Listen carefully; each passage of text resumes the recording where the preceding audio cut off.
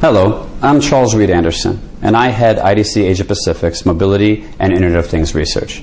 And today we're going to talk about the results of our 2014 Enterprise Mobility Maturityscape for Asia Pacific. Now you might remember that in 2013 we've actually done one of these as well. So what's going to be interesting is we can now look at the changes and how the industry has progressed during the past year. But before we do that, we need to look at the methodology that we've actually used and to understand why we're doing this. Our objective in completing this is to understand the level of maturity for enterprise mobility, not only by country, but also across the industry verticals. And we want to be able to tell customers, this is the things you need to focus on to move from one stage to the next. How do we go out and ascertain this? Well, we interview a lot of people. And this year, we interviewed over 2,000 IT decision makers across 11 countries in Asia Pacific.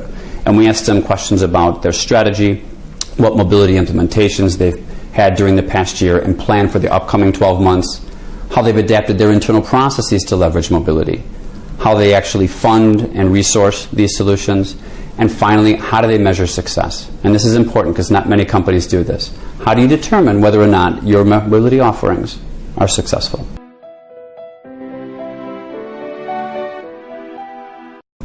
Before we look at the results, what I'd like to do is walk you through the different stages so you can understand what types of solutions are launched in each of the individual stages.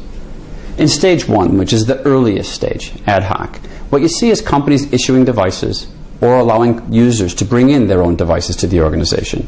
But it's not so much about mobile solutions here. The most you'll see is maybe a hosted mobile device management. Stage 2 is when IT realizes that mobility is not going to go away. They might start developing their own mobility strategy, start focusing more on security, and they also might start looking at some applications. What's interesting is once they do that, a lot of companies switch from BYOD and move back to more of a CYOD, or choose your own device model, because that allows them to control the devices and ensure that the applications will work on them. In stage 3, which is repeatable, that's when it reaches a mature level within the enterprise, and that means that you're going to have resources and funding available to you. It's where organizations start looking beyond doing point solutions and look at platforms which will support their future growth, and they start looking at applications. Stages 4 and 5 are much more about driving business transformation and competitive differentiation. It's rolling out applications not only to the entire organization, but to your different lines of business and all the way down to the job profile level. It'll also be leveraging mobility to change the way you interact with your customers as well. The interesting thing when you get into the latter stage, in stage 5, it's about leveraging mobility to drive your strategy. It's not just a component of it anymore.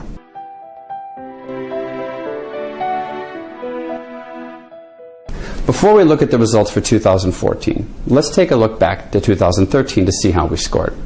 What you can see from this slide is that the APEJ average is between stages 1 and 2, which means the industry in Asia Pacific was in its very earliest stages.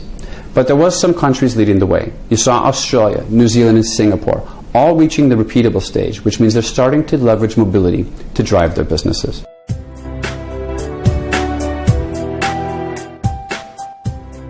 Now you fast forward 12 months, and you can see that there hasn't been much revolution, but there has been a couple significant areas where there's been some advancement.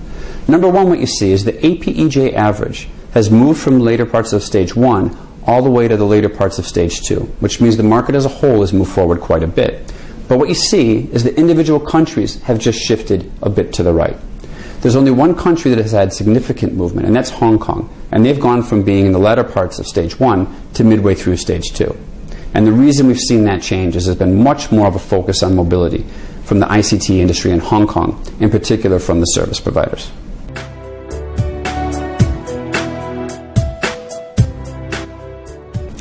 Another way we can look at the results is to see what percentage of the respondents ended out in each of the phases.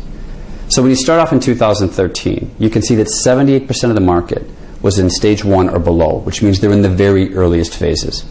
An additional 11% was in opportunistic, but only just over 10% were in stages 3 through 5. That means the Asia Pacific market was in its very earliest phases. But you fast forward 12 months and there's been some significant improvements. Number 1, in those earliest phases, it's down to 22%, and the shift has been into stages 2 and 3, which now hold the vast majority of the customers. Getting into stage 4, you're also seeing some advancement and seeing more companies move there. However, the big issue we have with this slide is in stage 5, where the optimized customers have gone from 3.2% down to 0.5%. And we couldn't just let this one slide, so we went and talked to some customers about it. We wanted to know, why are less of you focusing on stage 5? And what we found out, it was a combination of internal challenges as well as the challenges they had finding vendors to help them drive a mobile-first strategy. So in conclusion, there's 3 things I'd like to draw out. Number 1, what we've seen this year is that enterprises are finally moving beyond mobilizing the device, and they've started focusing on mobilizing the business process as well as the applications. Number 2, we're starting to see a lot of vendors start focusing on enterprise mobility, and it's not just the small vendors anymore. Nearly every large ICT vendor that we work with and that we see in the market is now focusing on enterprise mobility, and that's starting to drive market maturity. Finally, even though we've seen a lot of advancements, it's still the very early days for enterprise mobility, and the true opportunities for both vendors and customers still lie ahead of us. And that should make for an interesting 2015. So on that note, I'd like to thank you very much for joining us today. If you have any questions on this or would like to discuss it further, please do feel free to contact us. Thank you.